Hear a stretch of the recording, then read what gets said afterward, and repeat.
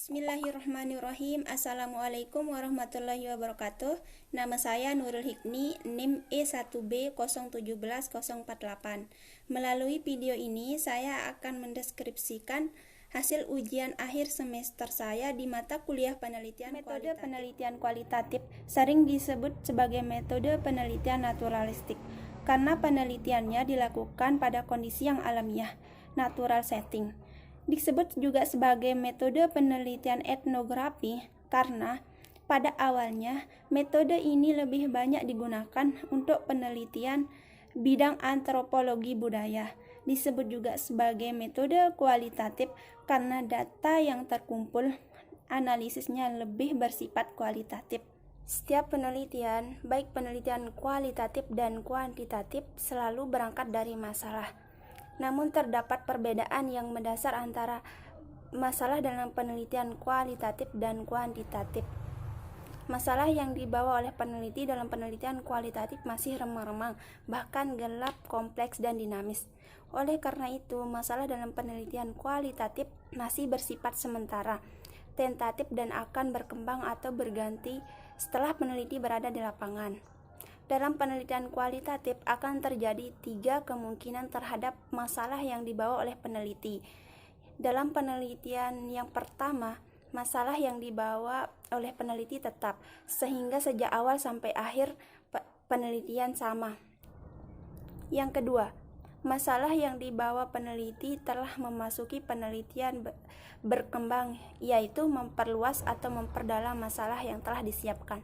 Dengan demikian, tidak terlalu banyak perubahan, sehingga judul penelitian cukup disempurnakan. Yang ketiga, masalah yang dibawa peneliti telah memasuki lapangan berubah total, sehingga harus mengganti masalah. Selanjutnya, cara merumuskan judul suatu penelitian. Yang pertama, judul harus menarik minat peneliti. Kenapa? Karena judul yang menarik minat peneliti dapat memotivasi peneliti untuk melakukan penelitian yang lebih lanjut. Yang kedua, calon peneliti mampu melaksanakannya.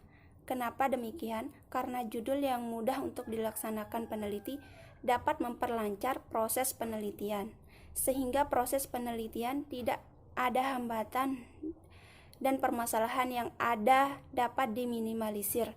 Yang ketiga, jangan sama persis dengan judul penelitian yang telah ada.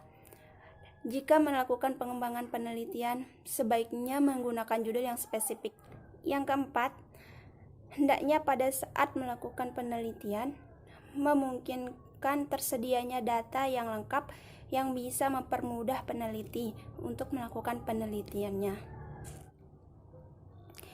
Latar belakang masalah dapat diartikan sebagai suatu informasi yang tersusun secara sistematis berkenaan dengan fenomena, masalah, atau problematika yang menarik untuk dibahan sebuah penelitian. Timbulnya gejala tersebut karena ketidaksesuaian antara harapan dengan realitas yang ada di lapangan. Masalah akan menjadi fenomenal yang menarik untuk diteliti saat mengundang perhatian banyak orang dan menjadi bahan pembicaraan dalam kehidupan bermasyarakat. Latar belakang yang sistematis dan terstruktur berusaha menjelaskan bagaimana masalah penelitian itu perlu diteliti dan upaya-upaya dalam penyampaiannya baik secara teoritis maupun secara praktis. Dalam sebuah penelitian ilmiah, latar belakang masalah yang harus dimuat. Yang pertama, alasan rasional yang membuat penelitian itu menarik untuk diteliti. Berdasarkan fakta, data, referensi, atau temuan dari penelitian sebelumnya. Yang kedua, gejala-gejala perkembangan yang terdapat di lapangan. Hal ini harus terungkap dengan jelas untuk mengecilkan permasalahan dan bagaimana penelitian terjadi kesenjangan yang ada. Yang ketiga, kompleksitas masalah. Jika permasalahan yang ditemukan dibiarkan begitu saja, khawatir akan menimbulkan permasalahan yang baru dan akan mengganggu suatu proses untuk mencapai tujuan penelitian. Yang keempat, pendekatan untuk mengatasi masalah dari sisi kebijakan dan teoritis. Yang kelima, penjelasan singkat tentang kedudukan atau posisi masalah yang akan diteliti dalam lingkup studi yang akan ditekuni peneliti. Bagaimana merumuskan rumusan masalah? Yang pertama, masalah biasanya dirumuskan dalam bentuk pertanyaan. Yang kedua, rumusan masalah hendaklah jelas dan padat. Yang ketiga, rumusan masalah harus berimplikasi adanya data untuk memecahkan masalah.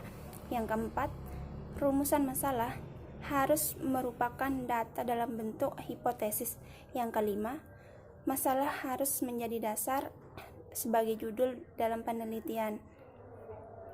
Kajian pustaka merupakan daftar referensi dari semua jenis referensi seperti buku, jurnal, paper, artikel, disertasi, tesis, skripsi, handouts, laboratori manuals, dan karya ilmiah lainnya yang dikutip di dalam penulisan proposal.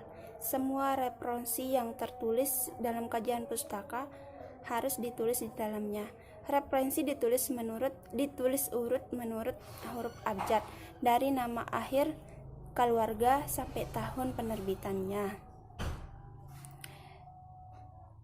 Kajian pustaka memiliki tujuan, yaitu yang pertama untuk membantu peneliti menyelesaikan masalah penelitiannya dengan mengacu pada teori dan hasil-hasil penelitian sebelumnya yang relevan.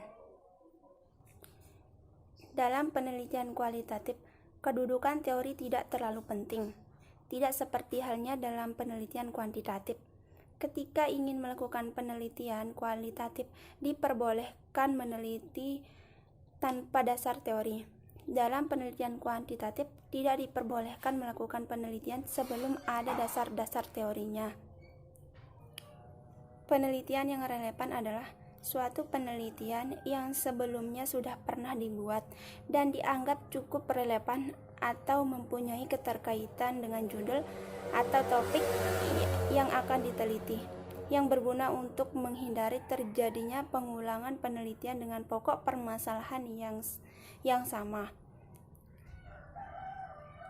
Selanjutnya, fungsi dari penelitian yang relevan ini adalah yaitu untuk membandingkan hal apakah yang membedakan penelitian kita dengan penelitian-penelitian yang sudah ada sebelumnya, sehingga penelitian kita jauh dari apa yang namanya plagiat.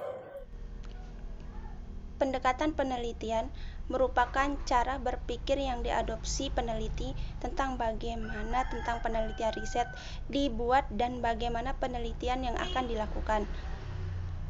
Sebagai contoh, penelitian tentang kesenjangan sosial. Peneliti memiliki teori yang diperoleh dari penelitian sebelumnya bahwa kesenjangan sosial diakibatkan oleh tingginya angka urbanisasi. Teori tersebut diuji di lapangan melalui metode yang diterapkan, misalkan menghitung hubungan antara tingkat urbanisasi dengan gap pendapatan daerah antara desa dan kota. Jenis-jenis metode penelitian dapat diklasifikasikan berdasarkan tujuan dan tingkat kealamian, natural setting, objek yang diteliti. Berdasarkan tujuan, metode penelitian dapat diklasifikasikan menjadi penelitian dasar, basic research, penelitian terapan, applied research, dan penelitian pengembangan, research and development. Berdasarkan tingkat kealamian, metode penelitian dapat dikelompokkan menjadi metode penelitian eksperimen, metode survei, dan naturalistik. Sebagai contoh di sini, penelitian terapan. Penelitian terapan merupakan penelitian yang fokus pada hal-hal yang bisa diterapkan pada kondisi sekarang dan atau di masa depan. Sebagai contoh, penelitian tentang faktor-faktor yang mempengaruhi kemiskinan. Hasil penelitian ini bisa menjadi sebuah hasil rekomendasi dan dasar untuk mengambil kebijakan penanggulangan kemiskinan di masa yang akan datang. Subjek dan objek dalam penelitian kualitatif. Yang dimaksud subjek di sini adalah narasumber atau informan. Yang dimaksud informan adalah orang yang bisa memberikan informasi yang dibutuhkan dalam penelitian. Singkatnya, subjek dalam penelitian kualitatif adalah manusia atau orang yang bisa memberikan informasi terkait dengan penelitian yang dilakukan di lapangan tersebut. Objek dalam penelitian kualitatif adalah situasi sosial, yang dimana dimaksud dengan situasi sosial adalah yang mendukung dalam pelaksanaan penelitian tersebut, yaitu tempat, pelaku, dan juga aktivitas.